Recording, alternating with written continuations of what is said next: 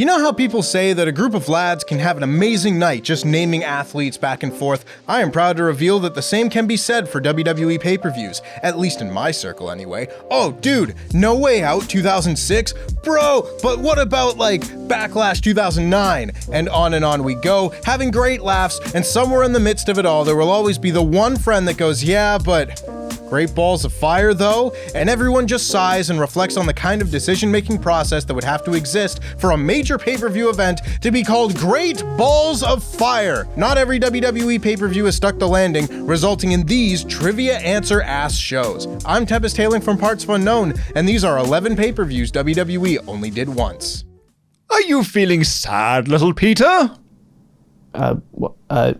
No, I just have resting sad face. Are you feeling down in the dumps because you're constantly cast as a humiliated figure of fun? I mean, well, I'm not down in the dumps about it. I just feel like I have more range, you know? Do you get sad when you can't watch shows from all over the world? Frustrated, I guess? What does that have to do with... Do you call the WAMbulance when your IP address isn't protected as you surf the web? What? Do cyber criminals make you wee yourself at the office and everyone laughs at you as they sing, Pete, Pete, the man who loves to wee himself? That is a half-truth. How do you know that? Who are you? Worry not, little Peter, because I'm your friendly neighborhood Surfshark. And with Surfshark, I can make you cool. I don't want to be cool. I just want to be me. I'm enough.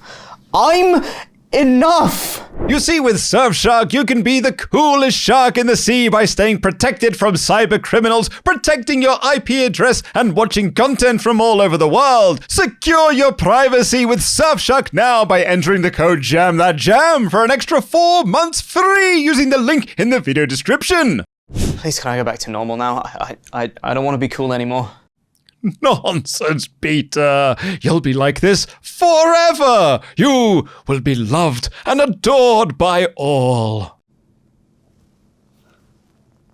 Oh, God. Honorable mentions, the technicalities. Right, so these honorable mentions are going to be doing a lot of heavy lifting for me because without them, this list would be 25 entries long and we can't have that. For this list, I'm only considering pay-per-views whose names have only been used by WWE once, period. So if they were a network special like Roadblock, or a special episode of Raw like Day One, or an NXT takeover like Fatal 4-Way, they will end up here. And I'm not including any of those shows that are regular pay-per-view name, bunch of nonsense, or any other minor alterations. I don't want to see people in the comments kicking up a fuss about the horror show at Extreme Rules, or No Way Out of Texas, or Tables, Ladders, Chairs, and Stairs. Right, now that these shows have all been mentioned honorably, let's begin with number 11, Breaking Point. 2009 properly marked the beginning of WWE's gimmick pay-per-view era and the death of many of WWE's longest-running B shows. R.I.P. Unforgiven, you grammatically complicated prince. In their place, WWE began to throw a bunch of shit at the wall to see what would stick. Some of them did with varying degrees of success, like Hell in a Cell and Money in the Bank, while others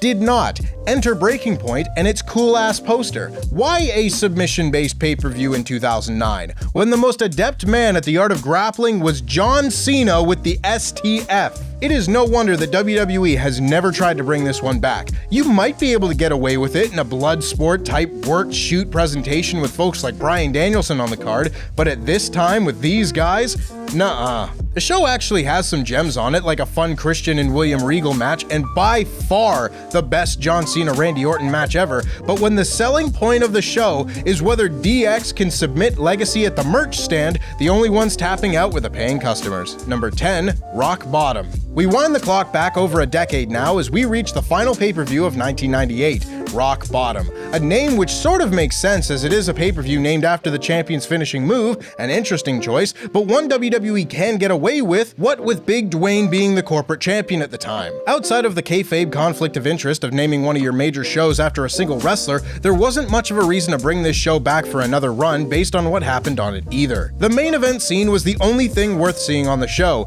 as was the case with most WWE pay-per-views of the late 90s, with Mankind getting revenge on Corporate Rock, beating him clean with the mandible claw, only for the McMahons to say that The Rock wouldn't lose the title because he didn't tap out, he passed out. Which isn't how that works. Absolute bullshit finish aside, it's the only match worth seeing on the show. Number 9, Breakdown. Just a few months earlier, WWE followed up their annual SummerSlam show with their first and last Breakdown show. Honestly, I have just noticed that all 3 of these first entries took place in Canada. I didn't plan it that way, but it does make the maple syrup running in my veins just a bit sweeter. Speaking of Canada, the opener was Canadian Edge's first pay-per-view singles match against fellow Canadian Owen Hart and featured the debut of Canadian Christian. Hell, that's more Canadian than corner gas. Elsewhere on the show, Steve Austin's time with the WWF title in 1998 came to an end in about the most convoluted way possible. In a 3-way match with Kane and Undertaker, Austin was double pinned, and thus the title was held up for 2 months, meaning the genesis of the legendary Deadly Games tournament came right here in Hamilton, Ontario. It's more than you would expect to see at a B pay-per-view in Hamilton, I tell you that. Oski Wee Wee. Number 8, this Tuesday in Texas. Now it's time to wind the clocks back even further to when any pay-per-view not included in the Big Four was a weird one-off. SummerSlam 1991 brought forth wacky circumstances for the WWE title as Ric Flair helped The Undertaker defeat Hulk Hogan to win the belt. This was so dastardly that a brand new pay-per-view was set up just 1 week later just to settle this score. Or, more accurately, kick that can down the road to the Royal Rumble, as Hulk Hogan winning that title back in another match with more shenanigans wasn't good enough either. A lot of good this show did. Also, have I mentioned that it was called This Tuesday in Texas? It genuinely sounds more like an answer to when the pay-per-view is than an actual name. Oh, the WWF is doing another pay-per-view? When? Oh, it's This Tuesday in Texas. Cool, and what's it called? This Tuesday in Texas. It's like a Abbott and Costello routine. At least this show earns points for being where Randy Savage comes out of retirement to get revenge on Jake Roberts for ruining his wedding, which is an actual great piece of business. Number 7, St. Valentine's Day Massacre. You know, some pay-per-view names just don't stick for one reason or another. Maybe there's actually a more creative name than just Over the Limit, who's to say? But naming a pay-per-view after a real-life mass murder? I can kinda understand why this one hasn't been brought back as an NXT special. In 1999, however, there would be far less pearl clutching about such a thing. Thus, we had this show just prior to WrestleMania 15. If you are reminiscing about this show, it is going to be because of one of 2 reasons. Mankind and The Rock going to a draw in their last man standing match for the WWE title, or the Steve Austin-Vince McMahon cage match. The former is the penultimate match in the ludicrously quick rivalry between the future Rock and Sock connection, while the latter is the only time Austin and McMahon went one-on-one on pay-per-view. Kinda explains the crazy high buy rate this otherwise miserable show got. Vince taking the worst announced table bump ever, Vince bleeding buckets, Big Show debuting and immediately being made to look like the biggest dumb giant by accidentally helping Austin win. There are just so many memorable moments here to hold dear. Number 6, Stomping Grounds. Now for something a little more modern. What the were they thinking with this one? Like, what focus group came up with the name Stomping Grounds, where the logo is a shoe? 2019, man, you had to be there. Honestly, outside of some of the most uninspired main event booking this side of 2019 Ring of Honor, this show is fine. It's actually way better than I remember it being.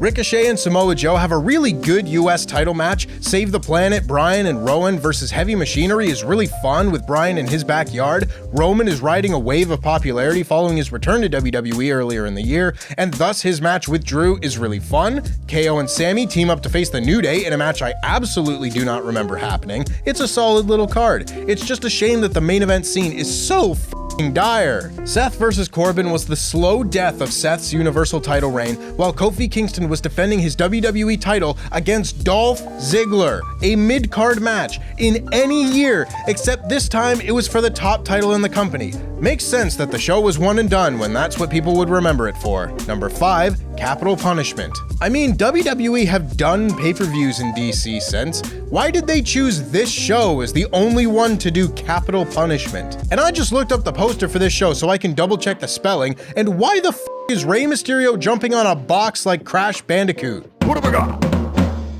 Clearly, this show is doomed to some sort of purgatory just from its setup, and that's before you consider that this is the John Cena R-Truth show. This is a weird event all around. This is the Core Implosion show, the Alex Riley Singles Push show, and just in case you thought I was exaggerating my last entry, one of many Kofi Kingston vs. Dolph Ziggler shows. It has its CM Punk vs. Rey Mysterios and Randy Orton vs. Christians to keep it from being completely skippable, but I wouldn't blame you if you had chosen to just see the Lincoln statue or something else. Number 4, Great Balls of Fire. Here it is, the most ridiculous pay-per-view name WWE has come up with. Or, pardon me, the most ridiculous pay-per-view name WWE has come up with So far.